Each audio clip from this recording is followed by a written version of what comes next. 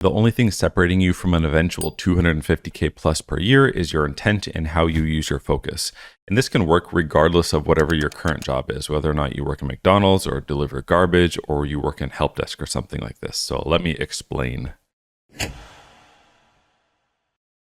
What you're seeing here is how somebody's skills develop over time who doesn't have a job and they just spend all their time sitting at home and looking at social media. Even if they spend hours watching social media or Netflix or something or hanging out with people, they don't really develop any skills. They will kind of develop some passive knowledge about social media or some kind of content. And if they wanted to, because they watch so much, they could produce some content about the content they're watching. But this type of person can't really be bothered to do that. They don't really develop any primary skill. They don't really work out at all. And there's no kind of sense of mission or anything. They're just kind of coasting through life. And this is what their like quote unquote stats end up looking like. The next thing you're looking at is a normal person who has a normal job and they simply show up at their work, do their job, and then they go home. And you can kind of see they're developing their primary skill just through doing their job, whether or not it's plumbing or baking cookies or, whatever their job happens to be. But they do hit early diminishing returns on their skills since they just kind of exist at work instead of actively trying to improve. And naturally, they do develop some kind of knowledge around social media, like being aware of the latest TikTok trends, but it's not like really useful knowledge.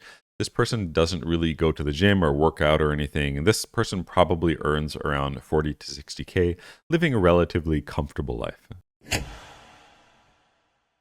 Now, this graph represents somebody who tries hard at work. Not only do they try hard at their job, but they also started caring about their appearance and focusing on diet and nutrition a bit. They're also doing some kind of continued education, working on a secondary skill, whether that's some kind of secondary technical skill that helps with their job, working on their communication and presentation, or learning about business or something that will help them in their corporate job. They're doing really, really good, so their diminishing returns doesn't really come until much later, but they're not really thinking about much outside of the corporate world, and this person probably earns anywhere from 100 to 200K max.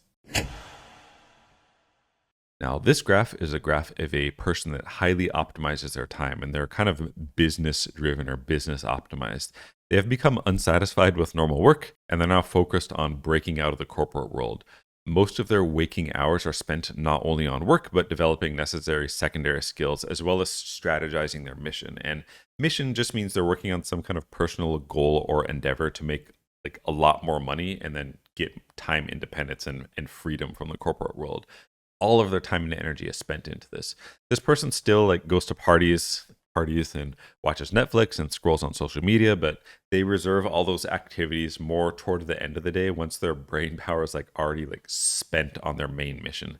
This person either currently has or will eventually make anywhere from 200K per year all the way up to $1 million if they keep things consistent. It's basically mathematics. If you dump all of your time and energy and focus into your mission, this is what will happen naturally.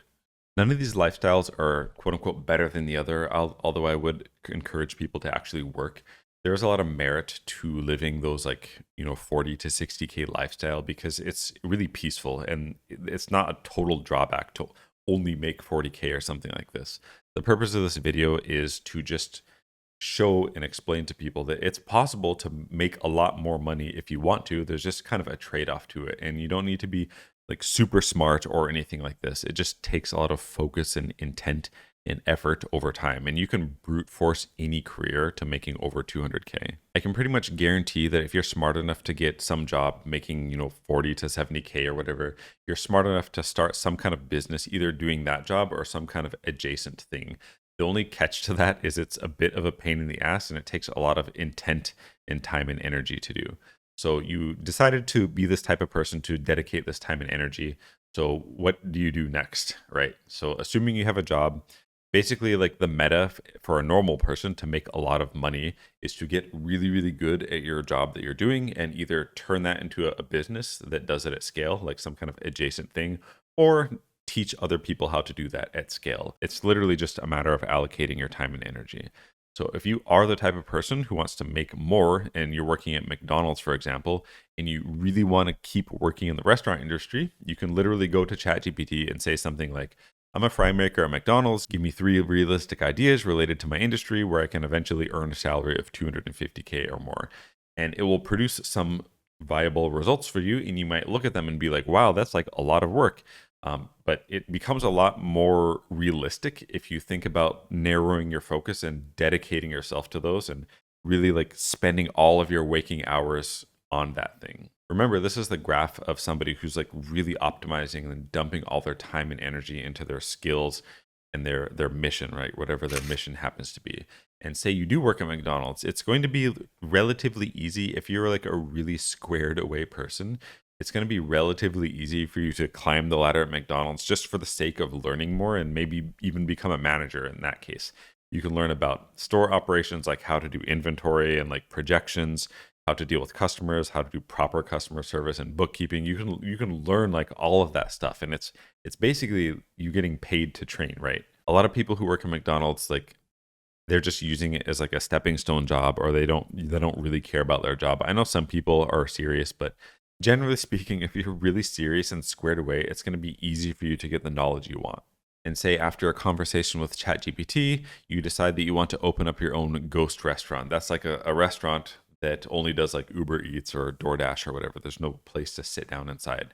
You have like a lot lower margins that way. So that's what you decide to do.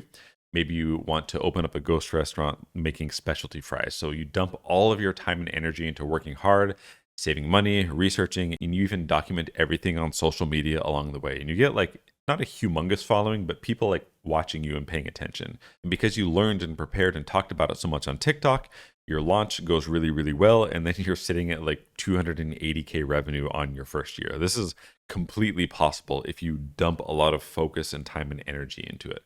I don't really know about the restaurant industry, and this is just one example of many. You can do this prompt with being a garbage man or like help desk or literally anything. I guess help desk is like kind of cheating because you can make a lot in IT without starting your own business. But I literally did this for myself, and it was a complete accident. I went through each one of these 4 phases from like a total zero, nothing, like broke person to a passive person to someone who's trying hard at their work, and then to somebody who started optimizing for business.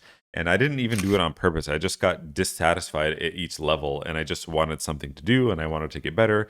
And it took me a long time to do because there was no intent behind my actions. Initially, I just was kind of doing it because I got bored. I'm 40 years old, by the way.